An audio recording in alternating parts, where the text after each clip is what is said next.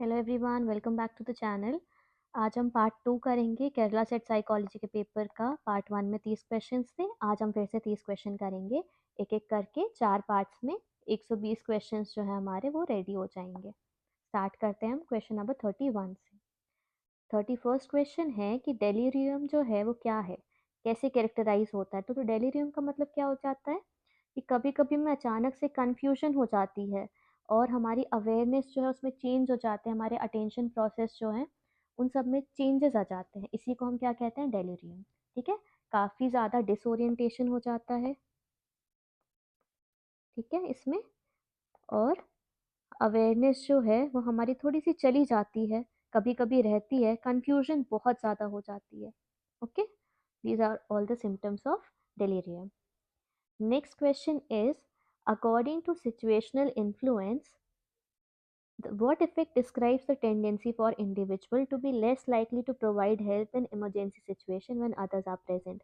अगर बहुत सारे लोग present हैं, ठीक है, many people are present, and if you see someone in need of help, okay, तो आपके चांसेस उसको हेल्प करने के काफ़ी कम हो जाएंगे, क्योंकि वहाँ पे डिफ्यूजन ऑफ रिस्पॉन्सिबिलिटी हो जाएगी कि कोई रिस्पॉन्सिबिलिटी नहीं ले रहा है तो मैं क्यों लूँ। ठीक है, पर इस फिनोमेना को हम क्या कहते हैं, बाईस्टैंडर इफेक्ट। ये काफ़ी फेमस फिनोमेना है सोशल साइकोलॉजी के अंदर। इससे काफ़ी ज़्यादा क्वेश्चंस आने की चांसेस हैं। ठीक है, नेक्स्ट क्वेश्चन है, the eastern tradition which emphasizes the path of self discipline, meditation and physical postures। आसन की बात कर रहे हैं, ये फिजिकल पोस्चर से है ना। To achieve spiritual and physical wellbeing, ये तो सबको ही पता है, योग को ही तो ये कहते हैं, है ना। आसन करते हैं हम, ध्यान करते हैं। अष्टांग योग, अष्टांग योग जो है, इससे आजकल अभी काफ़ी ज़्यादा क्वेश्चंस आने लगे हैं। इसमें यम नियम आसन, धारण ध्यान समाधि, बीच में प्राणायाम प्रत्याहार वगैरह भी आता है, तो उसको भी देख लें, है ना। Next question is, cultural diversity training in organisation aim to. जो कल्चरल डाइवर्सिटी ट्रेनिंग करते हैं वो क्यों करते हैं? होमोजीनियस वर्क प्लेस बनाना है क्या, कि एक ही टाइप के लोगों को ले? नहीं। क्यों करेंगे? To foster understanding and respect for diverse background. जो अलग अलग बैकग्राउंड, अलग अलग कल्चरल बैकग्राउंड से लोग आए हैं उनको हम समझ सके और उनके साथ हम बहुत रिस्पेक्ट से रह सके। Next question is, gender dysphoria involve. Gender dysphoria का मतलब क्या होता है? Disruption in experience of one's gender identity, sexual attraction to individuals of the same sex, नहीं। अवर्जन टू सेक्सुअल एक्टिविटी, नहीं। persistent fear of gaining weight and distorted body image, नहीं। क्या हो जाएगा इसका answer? A, disruption in the experience of one's gender identity। I am female but I don't feel confident being like female, इसी को हम क्या कहते हैं, gender dysphoria. Next question is question number 36। इसमें मैच द फॉलोइंग अगेन, बहुत easy होता है। जनरलाइज्ड एंजाइटी डिसऑर्डर, जिसको हम जीएडी कह देते हैं generally, that is recurrent excessive worry about variety of topics. एक ही टाइम पे हम बहुत अलग अलग टॉपिक्स के बारे में, मतलब हमें हमेशा हम अराउज्ड रहते हैं, ठीक है, जो कि हमको एंजाइटी जो है इसी के वजह से हो जाती है। हम शांति से कभी बैठ ही नहीं पाते, हमेशा हम चिंता में रहते हैं। Second, dissociative identity disorder. ये किस में होता है? जब बहुत सारी पर्सनालिटी एक ही इंसान में रहती है। इसको पहले मल्टीपल पर्सनालिटी डिसऑर्डर कहते थे, है ना, सुना होगा आपने, multiple personality disorder.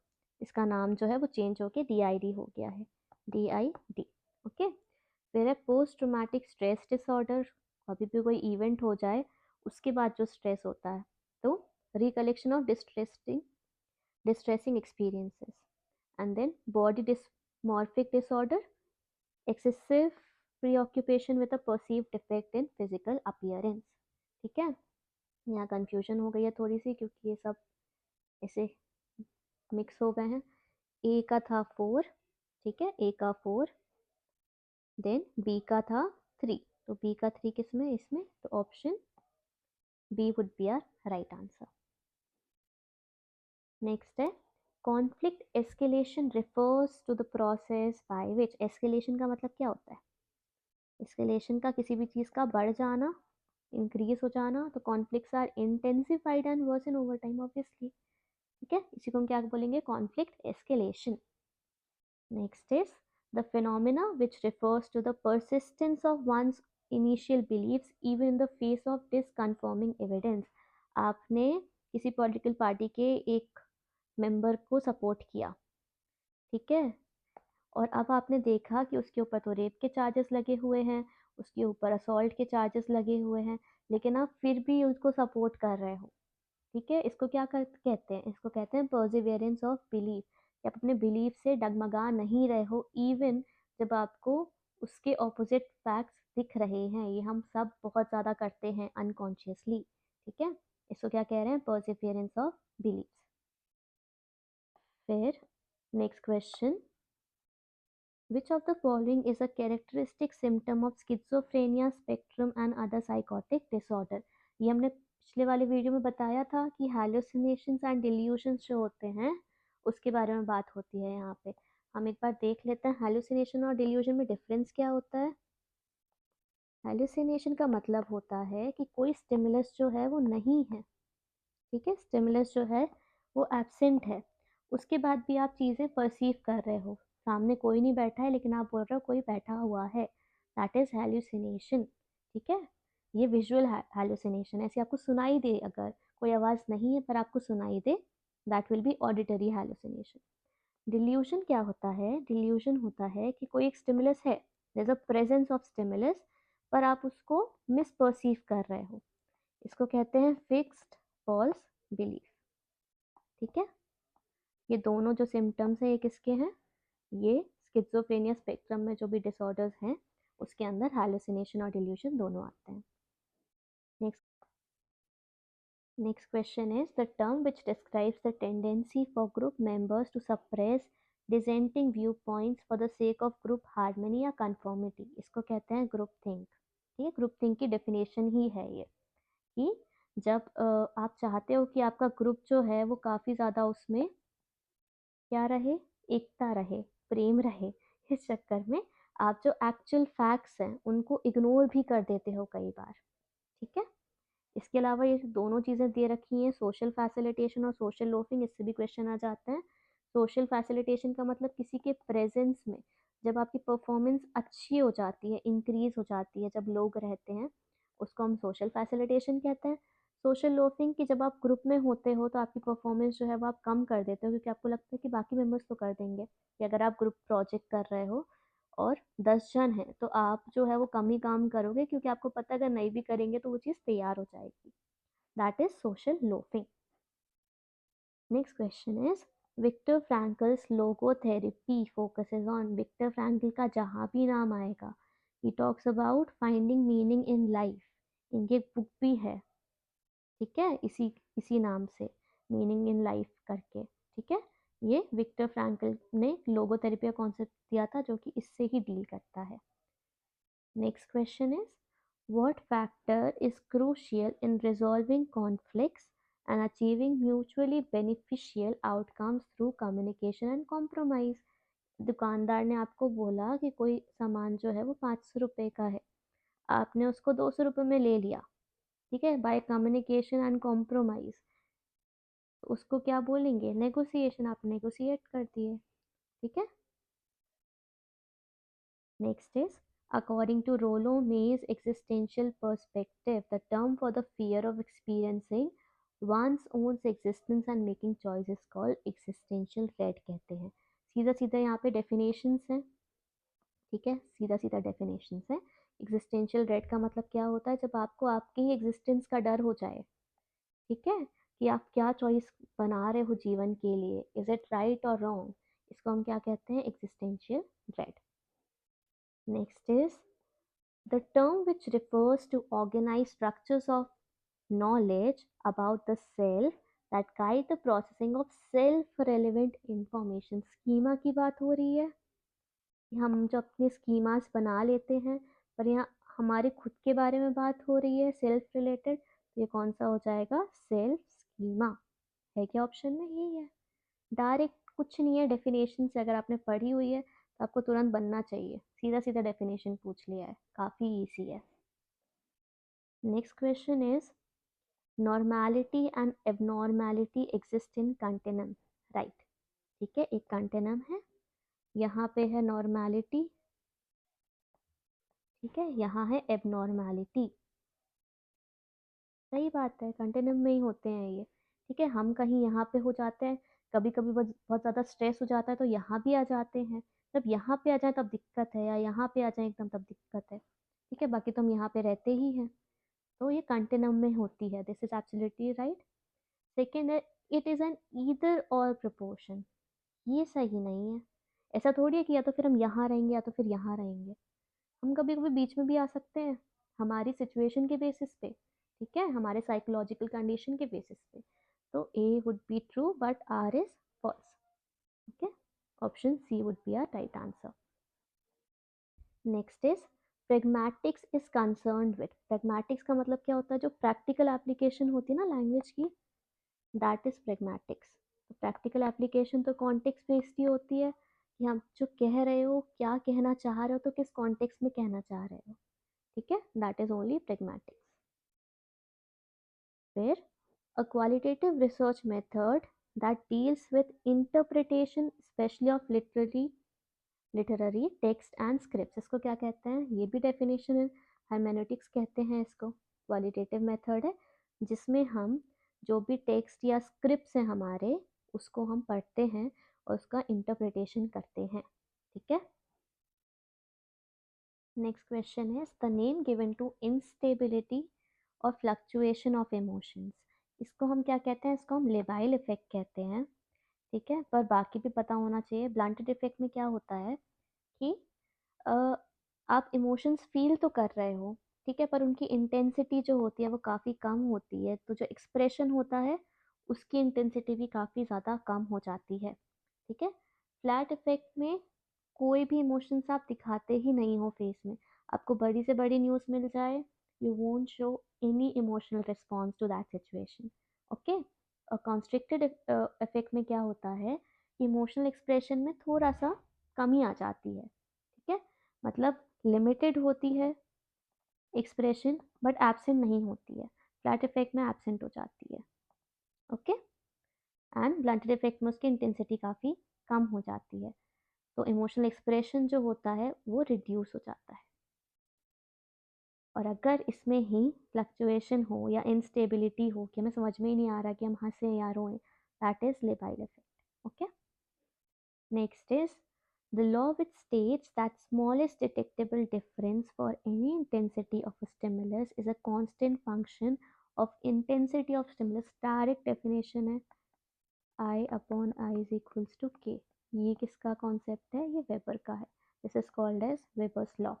Okay, change in intensity is equal to the it is a constant function of intensity of the stimulus। Okay, next is the physiological structure which is closely associated with sustained attention। लंबे time तक attention कौन maintain करके रखता है? prefrontal cortex। next, in the context of creativity, what does big C refers to? 4 C होते हैं। okay, there are 4 C's given by Kaufman and Pighetto। ठीक है, कौन कौन से हैं? एक होता है मिनी सी, एक होता है लिटिल सी, दी सी मतलब क्रिएटिविटी, एक होता है प्रो सी, एंड एक होता है big C.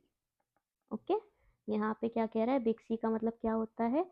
Eminent contribution at the societal और कल्चरल लेवल। हमने किसी ने कोविड का ही वैक्सीन जो है वो तैयार कर लिया, दैट वुड बी बिग सी। ठीक है, कि हमारी सोसाइटी को या कल्चरल लेवल पे बेनिफिट हो, कंट्रीब्यूशन मिले उनको। Okay, next is how does the concept of psychoneuroendocrinology contribute to the understanding of relationship between psychological factors and endocrine system in health। तो क्या करता है? It explores the complex interaction between psychological, nervous system and endocrine system। okay, next is according to homeostasis theory, what would motivate an individual to eat when they are hungry? Homeostasis में क्या होता है? Body का balance maintain करके रखना होता है हमको। ठीक है, तो The need to reduce physiological imbalance would be our right answer. Next question, assertion reasoning है. Declarative memory is memory for facts and things. ऐसा है क्या? मेमोरी दो टाइप की होती है. एक होती है डिक्लेरेटिव. लॉन्ग टर्म मेमोरी दो टाइप की होती है. एक होती है डिक्लेरेटिव, एक होती है नॉन डिक्लेरेटिव.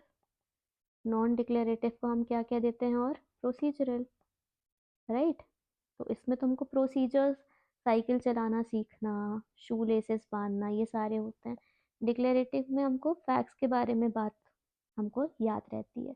तो ये तो सही है. Declarative memory is memory for facts and things. It is concern with remembering how. नहीं, कैसे होता है ये तो प्रोसीजरल में बात करते हैं ना. हम इसमें व्हाट की बात करते हैं, क्या चीज़ हमको याद है, व्हेन इट हैपेंड. ठीक है, तो this would be wrong. Option A is true and R is false. Next is, what is common obstacle to problem solving in which individuals are unable to see new uses for familiar objects or ideas. इसको ये functional फिक्सेडनेस की definition है. इसमें क्या होता है कि आपको किसी एक चीज़ का फंक्शन पता है. आपको पता है पेपर में क्या करते हैं, पेपर में लिखते हैं टू राइट. तो आप पेपर को किसी और तरीके से यूज़ करोगे ही नहीं. ठीक है, दैट इज फंक्शनल फिक्स्डनेस. फिक्सेडनेस या फिक्सनेस कह देते हैं इसको. ठीक है, कि आपको पता है किसी एक चीज़ का फंक्शन क्या है तो आप उसको दूसरे चीज़ में यूज़ नहीं करोगे. Next is, in classical conditioning, किसने दिया था ये? पैवलॉव ने. हमेशा याद रखना है. ठीक है. What is the term for initial learning phase where a neutral stimulus is paired with unconditional stimulus to create a conditional response? क्या कहते हैं इसको? एक्वाइजेशन कहते हैं ना, कि एक्वायर कर रहा है वो. ठीक है, जब बेल बजी और फूड दिया तब उसने क्या किया? सैलिवेट किया. इस ये जो प्रोसेस है इसको हम क्या कह रहे हैं? एक्वायर कर रहा है ना इसको. इसको हम एक्वाइजेशन कहते हैं. ठीक है. Next, the term for automatic activation of stereotypes without the individual's awareness. हमको नहीं पता और हमने कुछ स्टीरियोटाइप हमारे अंदर जो है वो एक्टिवेट हो गया, उसको कहते हैं इम्प्लिसिट बायस. इम्प्लिसिट बायस का मतलब होता है कि हमारा अनइंटेंशनल, ठीक है, हम कॉन्शियस भी नहीं है, अनकॉन्शियस लेवल पे कुछ चीज़ एक्टिवेट हो गई है. ठीक है, इसको हम कहते हैं इम्प्लिसिट बायस. इसका ऑपोजिट होता है एक्सप्लिसिट, जिसमें हमको खबर होती है पूरी प्रॉपर. ठीक है, हम कॉन्शियस रहते हैं. यहाँ पे हम कॉन्शियस नहीं है, मतलब हमको पता ही, हमारी जानकारी के बिना ही हमारे पास जो है कुछ चीज़ एक्टिवेट हो रही है. ठीक है. Next is, in the context of organisational psychology what is Hawthorne effect? Hawthorne effect क्या होता है? एम्प्लॉइज, फर्स्ट ही ऑप्शन हो गया, employees tendency to work harder when they know they are being observed.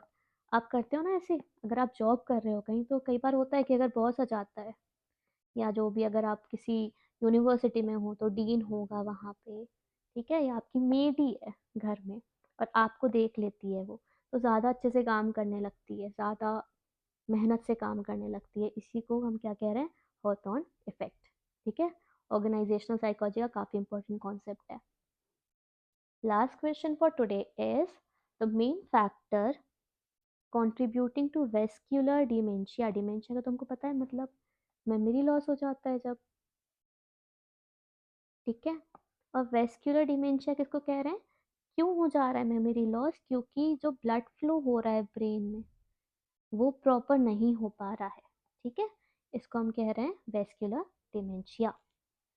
इस पार्ट में हमने ये 30 क्वेश्चन और कर लिए. ठीक है, 30 टॉपिक्स हमारे फिर तैयार हो गए. अब बाकी जो क्वेश्चन 61 to 90 है ये पार्ट 3 में अपलोड हो जाएगा.